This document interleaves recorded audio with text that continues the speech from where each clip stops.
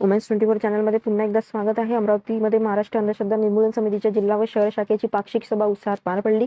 राधानगर येथील गुरुदेव सेवाश्रमात झालेल्या या सभेच्या अध्यक्षस्थानी जिल्हा उपाध्यक्ष डॉक्टर सतीश तराड होते, तर राज्य प्रधान सचिव गजेंद्र सुरकार यांनी कार्यकर्त्यांना मार्गदर्शन केले. यावेळी जिल्हा उपाध्यक्ष प्रमोद कोडमकर, संविधान जागर विभागाचे राजू बसवनाते, ज्येष्ठ कार्यकर्ते लक्ष्मण तडस आणि नरेंद्र धर्माडे यांच्यासह अनेक पदाधिकारी उपस्थित होते.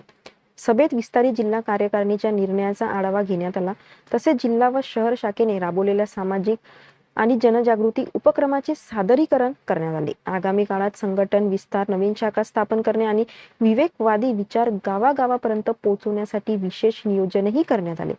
यावेळी महाराष्ट्र नरबळी व इतर अमानुष, अनिष्ट, अघोरी प्रथा आणि काळी जादू प्रतिबंधक कायद्याची प्रभावी अंमलबजावणी करण्यासाठी प्रशासनाशी अधिक समन्वय साधण्याचा निर्णय घेण्यात आला.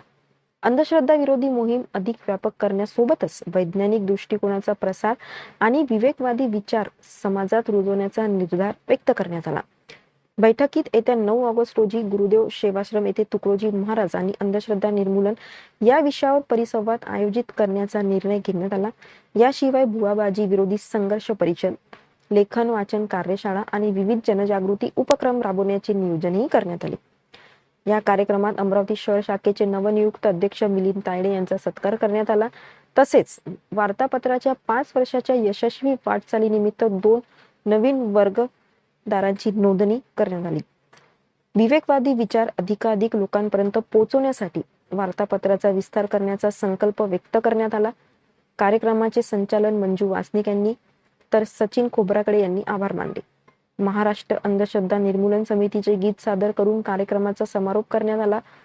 विवेकांचा आवाज बुलंद करूया, अंधश्रद्धा हटवा, विवेक वाढवा आणि वैज्ञानिक दृष्टिकोन मानवतेचा पाया या घोषणाने संपूर्ण सभागृह दुम गेले.